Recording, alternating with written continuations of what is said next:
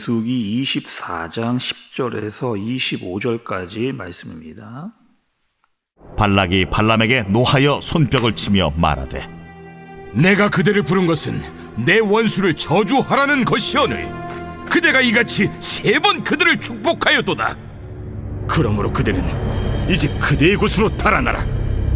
내가 그대를 높여 심히 존귀하게 하기로 뜻하였더니 여호와께서 그대를 막아 존귀하지 못하게 하셨도다. 발람이 발락에게 이르되 당신이 내게 보낸 사신들에게 내가 말하여 이르지 아니하였나이까? 가령 발락이 그 집에 가득한 은금을 내게 줄지라도 나는 여호와의 말씀을 어기고 선악간에 내 마음대로 행하지 못하고 여호와께서 말씀하신 대로 말하리라 하지 아니하였나이까? 이제 나는 내 백성에게로 돌아가거니와 들으소서. 내가 이 백성이 후일에 당신의 백성에게 어떻게 할지를 당신에게 말하리이다 하고 예언하여 이르기를 부올의 아들 발람이 말하며 눈을 감았던 자가 말하며 하나님의 말씀을 듣는 자가 말하며 지극히 높으신 자의 지식을 아는 자 전능자의 환상을 보는 자 엎드려서 눈을 뜬 자가 말하기를 내가 그를 보아도 이때의 일이 아니며 내가 그를 바라보아도 가까운 일이 아니로다. 한 별이 야곱에게서 나오며 한 규가 이스라엘에게서 일어나서 모압을 이쪽에서 저쪽까지 쳐서 무찌르고 또 셋의 자식들을 다 멸하리로다. 그의 원수 에돔은 그들의 유산이 되며 그의 원수 세일도 그들의 유산이 되고 그와 동시에 이스라엘은 용감히 행동하리로다. 주권자가 야곱에게서 나서 남은 자들을 그 성읍에서 멸절하리로다. 또 아말렉을 바라보며 예언하여 이르기를 아말렉은 민족들의 으뜸이나 그의 종말은 멸망에 이르리로다. 또 겐 족속을 바라보며 예언하여 이르기를 내 거처가 견고하고 내 보금자리는 바위에 있도다. 그러나 가인이 쇠약하리니 나중에는 아수르의 포로가 되리로다. 또 예언하여 이르기를 슬프다. 하나님이 이 일을 행하시리니 그때의 살 자가 누구이랴?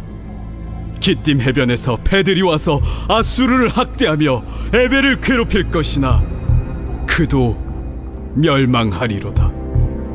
하고 발람이 일어나 자기 곳으로 돌아가고 발락도 자기 길로 갔더라. 아멘. 우리가 계속해서 봤던 여러분 발락과 발람의 이야기가 오늘 드디어 이제 막을 내리는 그런 상황입니다. 그 두 사람의 있었던 일들을 잠깐 한번 되짚어서 이야기를 해보면 이런 이야기였죠. 발락이 발람을 많은 돈을 줘서 데리고 왔습니다. 그리고 발락은 모압의 왕이었고 또 발람은 주술가였습니다. 그리고 발락이 원하는 게 있었는데 그것은 무엇이었느냐?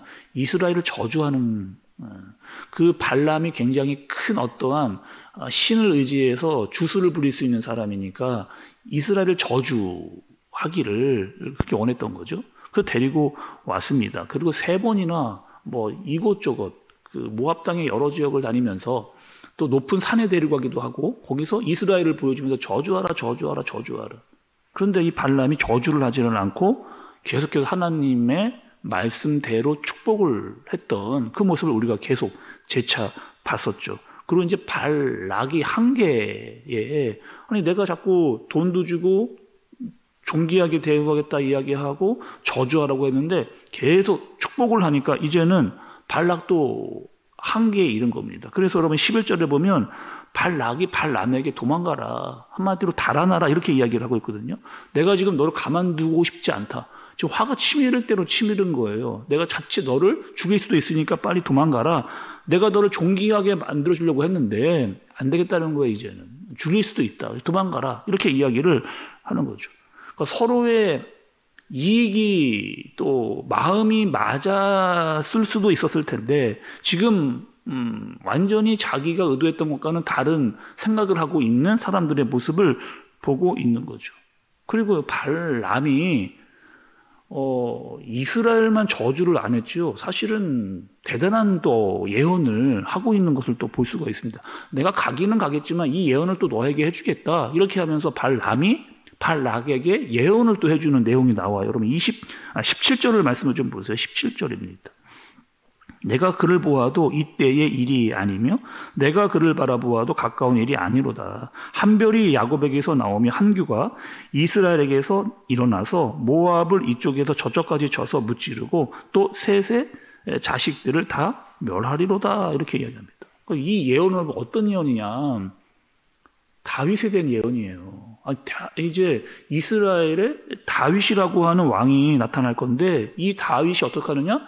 이방의 민족을 싹 쓸어버리겠다는 거예요. 그리고 모압을 비롯한 이방의 나라들을 다 쳐서 멸하게 될 것이다 라고 하는 예언을 하고 있는 겁니다. 또 여러분 말씀을 계속해서 보시면 18절 이후에 계속해서 에돔, 아말렉, 가인, 아수르 계속해서 그 이스라엘 백성들을 괴롭혔던 이방의 나라들을 다 무찌르게 될 것이다 라고 하는 예언을 발람이 이렇게 하게 됩니다.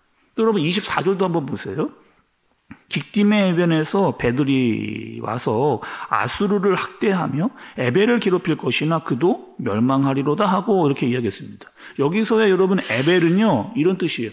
건너온 자라고 하는 뜻인데 더 깊이 따라 들어가면 히브리 사람들을 이야기하고 있는 지칭하는 것이 에벨입니다. 그리고 아수르는 누구냐? 북이스라엘을 여러분 멸망시켰던 나라가 아수르예요. 그리고 아수르와 이스라엘을 괴롭혔던 깃딤 해변에서 온 배들.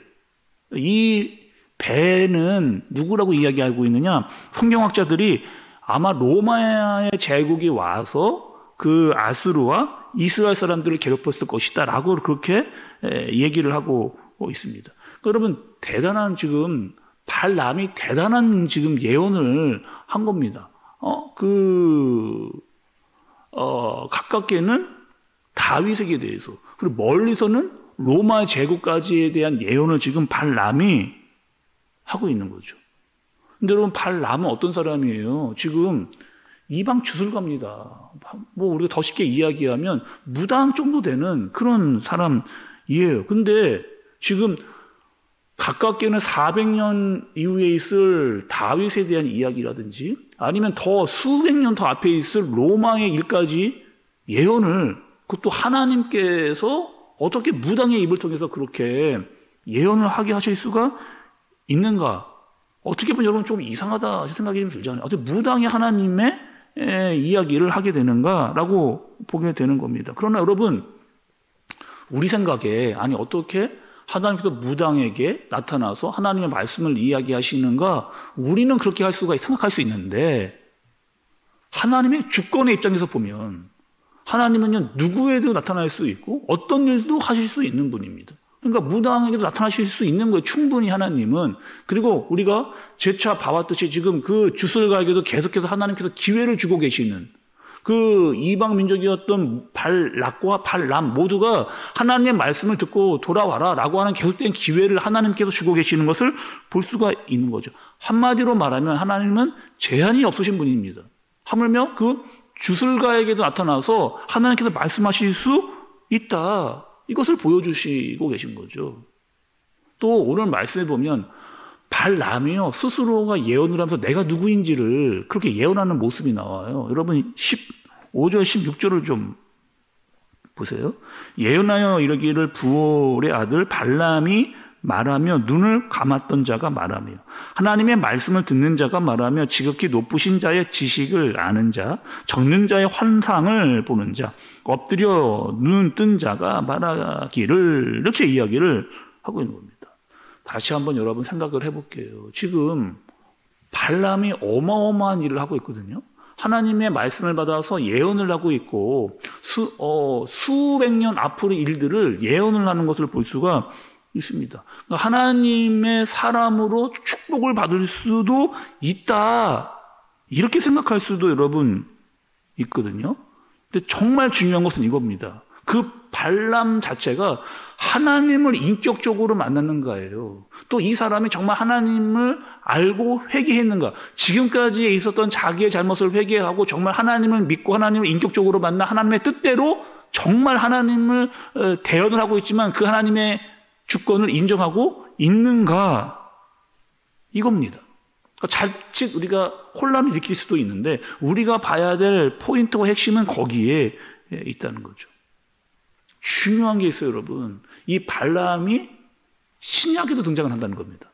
지금 우리가 구약의 민수기를 보고 있는데 이 발람이 신약에도 등장을 해요. 그리고 그 신약에서의 발람의 평가가 말씀에 등장을 합니다. 여러분 잘 한번 들어보세요. 뭐 새벽이니까. 요한계시록 2장 14절에 보면 이렇게 기록을 합니다. 그러나 내게 두어 가지 책망할 것이 있나니 거기 내게 발람의 교훈을 지키는 자들이 있도다. 발람이 발락을 가르쳐 이스라엘 자손 앞에 걸림돌을 놓아 우상의 제물을 먹게 하였고 또 행음하게 하였느니라. 이렇게 이야기했습니다.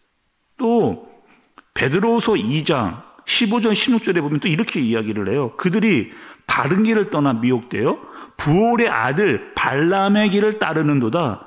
그는 불의의 삭슬 사랑하다가 자기의 불법으로 말미암아 책망을 받되 말하지 못하는 나귀가 사람의 소리로 말하여 그 선지자의 미친 행동을 저지하였느니라. 이렇게. 여러분 이 발람의 말씀에 대한 평가. 그럼 이 평가는 여러분 어떤 평가 있는가? 지금 이방 주술가에게 하나님의 영이 임했음에도 불구하고 그는 예언했음에도 불구하고 대단한 예언자일 수도 있었겠지만 그는 인격적으로 하나님을 만난 사람은 아니라는 겁니다. 회개했던 자가 아니라는 거예요. 진정으로 그리스도인은 되지 못했다는 겁니다. 대단한 일을 한 것 같지만 결국에 하나님을 제대로 알지도 못하고 주권을 인정하지 못하고 회개하거나 하나님을 만나지 못한 사람, 말씀은 그렇게 평가하고 있습니다. 불의한 삭스로 넘어지고 미친 행동을 했다라고까지 말씀은 그를 그렇게 평가하고 있다는 거죠. 우리가 여러분 지난주 꽤나 많은 이야기들을 발람에 대한 이야기를 했습니다. 그런데 우리가 주목해야 할 것은 사실 발람이 아니고요. 하나님의 말씀이에요. 자, 여러분 다시요. 우리가 말씀을 보면서 계속해서 우리가 발람은 왜 그랬을까 생각을 보다는 발람을 통해서 한 하나님의 말씀에 우리가 사실은 더 집중을 해야 됩니다. 발람이 했던 그 하나님의 말씀의 핵심은 이스라엘에 대한 말씀이었거든요.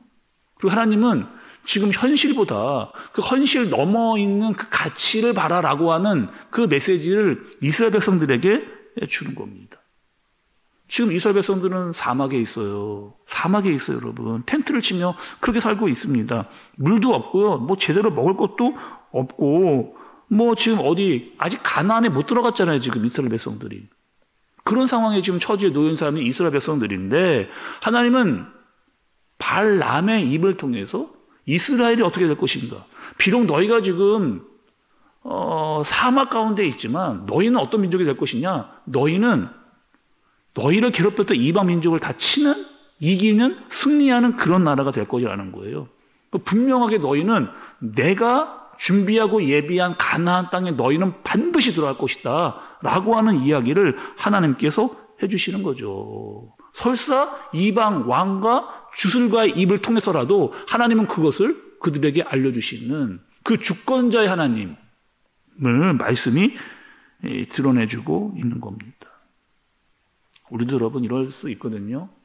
우리의 짧은 눈으로 또 짧은 안목으로 마치 이스라엘과 같이 광야에 걸으면서 조금 힘들고 어려울 때가 있을 수 있잖아요. 인생을 살다가 조금 길어지는 것 같은 어려움이 있을 수도 있습니다. 그때 어떻게 하느냐. 원망과 불평하지 그렇게 하지 말라는 거예요. 말씀은 계속해서. 하나님은 계속해서 말씀을 주어지고 계시는데 말씀을 하나님께서 하고 계시는데 그 말씀에 집중하고 하나님이 원하시고 뜻하신 것이 무엇인지를 알고 계속해서 그 길을 가야 되는데 가기는 가는데 계속 원망과 불평과 투정을 하면서 가고 있는 너의 모습을 되돌아봐라. 이렇게 이야기하는 거죠. 그리고 너의 눈을 어디로 두라는 거예요. 너의 눈을, 너의 마음을 지금 눈에 보이는 현실에 두지 말고 그 현실을 뛰어넘는 가치에 너의 눈과 마음을 집중해라. 이렇게 하나님께서 이야기를 하고 계시는 거죠. 우리도 여러분 어떻게 해요? 물론 우리가 살아가는 날 동안 힘들고 어려운 일이 있는데 하나님께서 그 너머에 있는 역사를 주관하시는 하나님이라고 하는 그 사실, 그리고 그분은 주권자, 모든 것을 다 하실 수 있고 능력이 하나님이다라고 하는 그 주님을 믿고 따르고 끝까지 바라봐라 라고 하시는 그 말씀의 메시지를 깨닫고 주님을 따라갈 수 있는 저와 여러분들 되어지시기를 예수님의 이름으로 축복합니다. 기도하겠습니다. 하나님 아버지, 하나님께서는 아무도 예상하지 못했던 발람의 입을 통해서 하나님을 깨닫게 하셨습니다.